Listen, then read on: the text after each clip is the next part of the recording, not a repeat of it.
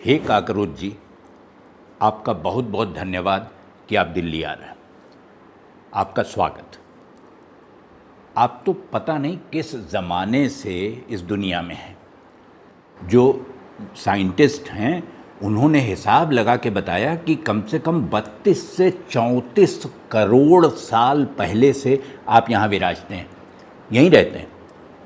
आप सारी दुनिया तहस नहस हो गई, उलट पुलट गई, लेकिन आप बने रहे, आपका कुछ नहीं बिगड़ा। ये समझिए कि जो महाद्वीप टूट के अलग अलग हुए, अलग महाद्वीप बने, वो भी आपके होने के 2 करोड़ साल बाद हुए। और हिमालय तो खैर अभी 5 करोड़ साल पहले बना है। तो आपकी उपस्थिति, आपकी मौजूदगी दिल्ली में 6 तारीख को जंतर मंतर पर क्या करेगी, हम में से किसी को नहीं मालूम है। लेकिन आप चूँकि समझदार हैं, आप बहुत पुराने हैं, बुज़ुर्ग हैं, तो आपकी बात लोग हो सकता है सुने, और इसलिए भी सुनेंगे क्योंकि आप सबकी बात सुनते हैं। तो हो सकता है आपने जेन ज़ी जिसे कहते हैं, नए लड़के, उनकी बात भी सुनी होगी, और हो सकता है इसीलिए आपने फैसला किया हो कि जंतर मंतर आना है। हे काकरोच जी, आप समझदार तो हैं ही, साथ ही शायद बहुत कम लोग जानते हैं कि आप एक निहायत सामाजिक प्राणी हैं, सामाजिक जीव हैं। आप घर बनाते हैं और उस घर में आप अकेले नहीं रहते, आपका परिवार रहता है, आपकी पत्नी, आपके बच्चे रहते हैं। आप उन सब से बात करते हैं, संवाद की एक शैली है आपकी, आप अपने ढंग से अपनी बात कहते हैं और सुनते भी हैं।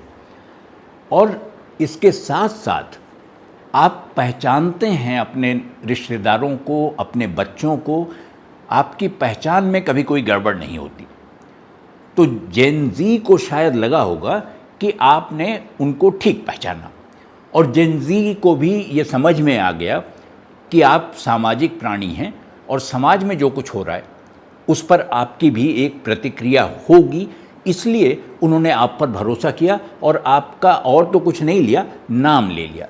अभिजीत दीपके, ये जो इसके संस्थापक कॉकरोच पार्टी के, वो बिल्कुल अच्छी तरह आपको समझते थे।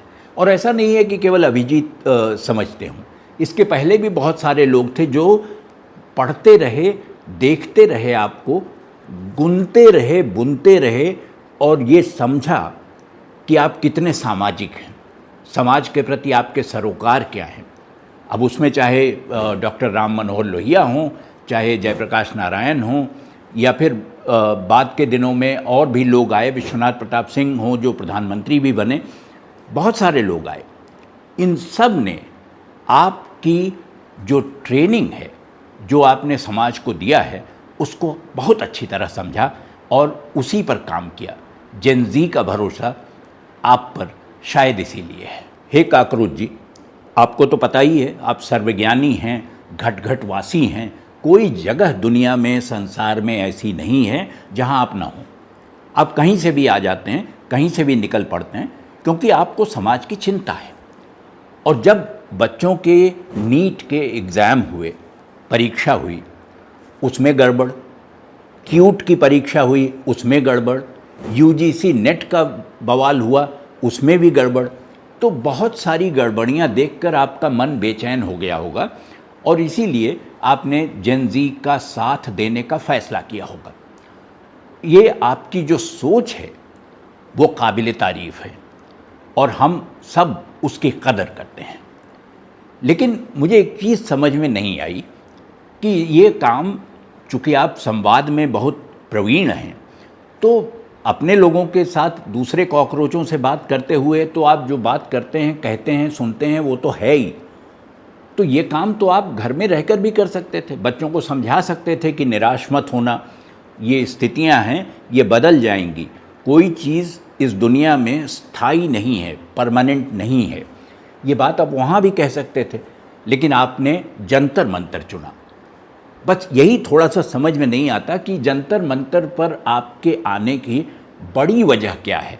ये वजह तो ठीक है कि ये जेन ज़ी के साथ खड़े होने का समय है, लेकिन आपने उसके लिए एक सार्वजनिक स्थान चुना, ये क्यों किया, ये पता नहीं चल पा रहा है।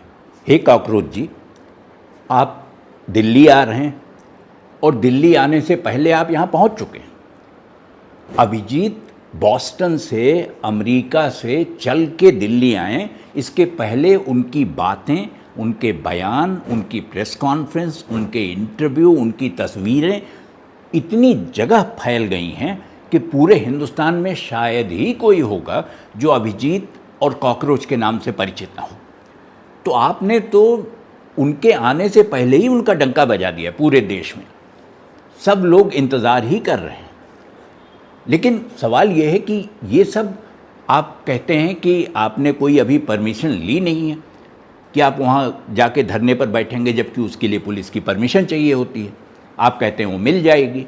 तो इतना भरोसा आपको कैसे है अपने ऊपर, या जेन-ज़ी के भरोसे आप ये बोल रहे हैं? क्योंकि जो विरोध करता है उसके खिलाफ ये सरकार बहुत सख्त रहती है, और आपका विरोध हो और सरकार उतनी सख्त न दिखाई पड़े तो इसके तो बहुत सारे दूसरे अर्थ निकालने वाले निकालने लगेंगे। तो ये समझ में आना बहुत ज़रूरी है कि आपको किसने ये कहा कि जंतर मंतर ही जाना है, किसने समझाया होगा आपको। आप तो सारी दुनिया को ज्ञान देते हैं, लेकिन आपको ज्ञान देने वाला कौन था?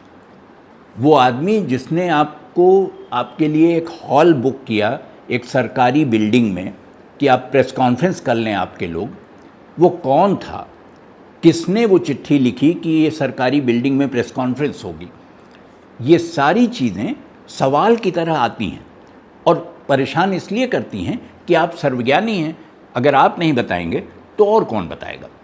लेकिन बहुत सारे लोग चुप रह जाना पसंद करते हैं, तो शायद आप ऐसा इसके विपरीत साबित होंगे, चुप नहीं रहेंगे, ये भी बोलेंगे। हे कॉकरोच जी, अभी बहुत दिन नहीं हुए, कुछ ही साल हुए हैं, 10-12 साल ही समझ लीजिए, कि आप जैसी निस्वार्थ सेवा करते हैं समाज की, वैसे ही एक और सज्जन थे, वो आए और जंतर मंतर पर बैठे, अन्ना हजारे, और उसके बाद वो रामलीला मैदान भी गए। उसके बाद उन्होंने गांधी का रास्ता दिखाने की कोशिश की, राजघाट गए, और इतनी ज़्यादा उनका इतना प्रचार हुआ, इतना लोगों ने उनके बारे में कहना शुरू किया, इतना भरोसा जताया उनके ऊपर। लेकिन वो तो बिल्कुल ऐसा कि निस्वार्थ भाव से सेवा की, रास्ता दिखाया, और रास्ता दिखाकर वो अपने घर वापस चले गए। जब वो चले गए तो उसके बाद से किसी ने उन्हें देखा नहीं। तो सवाल ये कि ये निस्वार्थ जो प्रेम है समाज के प्रति, ये कुछ कुछ शुभा पैदा करता है, कई सवाल खड़े कर देता है। तो आप कहीं ऐसा तो नहीं है कि ये उसी तरह की निस्वार्थ सेवा का जो आपका भाव है वही कॉकरोचों के साथ भी यही होगा? जंतर मंतर पर फिर वही कहानी दोहराई जाएगी जो हम 2013 में देख चुके हैं, 2012-13 में देख चुके हैं। तो ये बहुत कठिन सी बात है कि आप इतने मन से लोगों की सेवा करते हैं, मन से चाहते हैं कि समाज बेहतर बने, लेकिन जब ज़मीन पर बात उतर के आती है तो आपको उतने लोग नहीं पूछते। कुछ लोगों का भला हो गया होगा जंतर मंतर पर बैठने से, लेकिन आपका क्या हुआ? आप यहाँ आए और उसके बाद रालेगण सिद्धि चले गए, कहानी ख़त्म। हे कॉकरोच जी, आप तो निस्वार्थ सेवा करते हैं, आपके मन में स्वार्थ है ही नहीं। आप रास्ता दिखाते हैं, बताते हैं, चलना उस पर लोगों का काम है। आप ये करते रहें, और आज से नहीं, हमेशा से करते रहें। बहुत सारे लोग ऐसे आए, बहुत सारे संगठन ऐसे आए जिन्होंने अपनी शक्ति का प्रदर्शन किया बिल्कुल निरपेक्ष भाव से, और सत्ता की चूलें हिला दी, सत्ता उखड़ गई। ये आपने बार बार करके दिखाया है और हमने सबने देखा है। लेकिन एक हैरानी की बात यह है कि वो चाहे सत्ता को उखाड़ फेंकने वाले जो भी लोग रहे होंगे, उन्होंने जिस सत्ता को उखाड़ा वो कांग्रेस थी।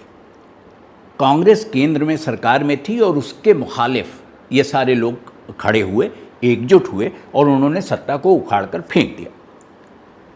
इस बार एक सवाल मन में उठता है कि इस बार कांग्रेस तो सर केंद्र में है नहीं, तो आप किसकी सत्ता हिलाने आए हैं?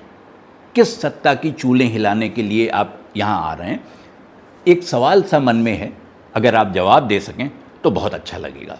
हे कॉकरोच जी, आप तो लीलाधर हैं, लीलाएं करते रहते हैं, और आपकी सबसे बड़ी लीला ये है कि घर में चाहे घमासान मचा हो, देश में घमासान मचा हो, तरह तरह की बहसें हो रही हों, महंगाई हो, मुद्रास्फीति हो और तरह के सवाल उठ रहे हों, लेकिन आप दिखाई पड़े तो सारा ध्यान आपके ऊपर चला जाता है। घर में बहुत गर्मा गर्म बहस हो रही हो और अचानक ड्राइंग रूम में एक कॉकरोच दिखाई पड़ जाए तो सारी बहस एक किनारे, आप केंद्र में। ये जो आपका चमत्कार है, ये जो आपकी लीला है, ये अद्भुत है। कॉकरोच जी, हम सब जानते हैं कि हम हो सकता है आपसे न डरते हों, आप किसी का नुकसान नहीं करते, किसी को काटते नहीं, आप में जहर नहीं होता, लेकिन इसका असर, आपके सिर्फ होने का असर बहुत बड़ा होता है।